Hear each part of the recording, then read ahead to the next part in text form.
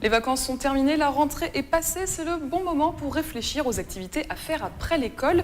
Ce week-end, les villes organisent leur traditionnelle fête des associations. On retrouve Mélanie qui en a rencontré 2 et qui va nous les présenter. Bonjour Mélanie, contente de vous retrouver. Idem Camille. Alors déjà, première question, est-ce que vous avez du souffle et est-ce que vous aimez l'eau? Alors pour le souffle on repassera, mais sinon j'adore nager, oui. Alors peut-être cette idée originale pour vous, puisqu'à Saint-Quentin en Yvelines, on peut pratiquer de la plongée. Et oui, pas besoin d'avoir un océan ou la mer près de nous. La Palme Plaisiroise propose plusieurs activités en milieu aquatique, de la plongée avec des bouteilles, de l'apnée, du tir sur cible, c'est ce qu'on voit à l'image, du secourisme et de la biologie. Et les activités se font à la piscine des Clés-sous-Bois.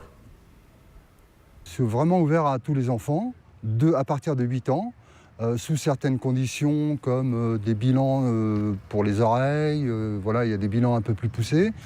Et sinon, non, ça s'adresse vraiment à tout public. Garçons, filles. Savoir nager, pas forcément dans un premier temps, parce que pour être dans la plongée, pour pratiquer l'activité, on n'a pas forcément besoin d'être un excellent nageur, mais on doit un peu être habitué avec le milieu aquatique. Alors les cours durent 1h30, c'est une fois par mois. Pendant 45 minutes, il y a un peu de nage, d'apnée et d'aisance dans l'eau.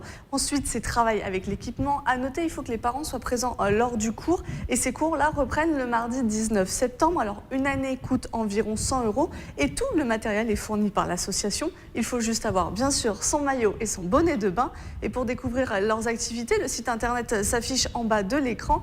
Et les membres de l'association seront présents au forum de plaisir ce samedi. Et pour ceux qui voudraient faire une autre activité une activité autre que sportive, Mélanie, vous êtes allée à la rencontre de magiciens. Oui, et plus précisément de l'association de prestidigitation et d'illusionnisme des Yvelines qui existe depuis 2001 et la découverte se fait sur 3 ans. Écoutez.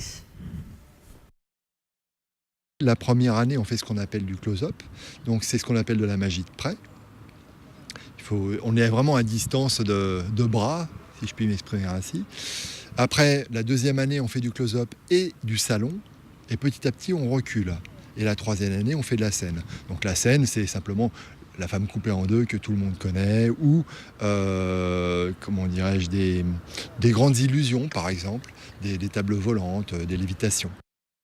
La magie, on peut la commencer dès 11 ans, pas plus tôt. Alors c'est une question de taille de main. Complètement, parce qu'en fait, l'association estime que 11 ans est une limite. Pour être un bon magicien, il faut bien connaître son tour, mais il faut aussi faire 2 choses en même temps, faire le tour, la routine comme il l'appelle, mais aussi occuper le public et lui parler.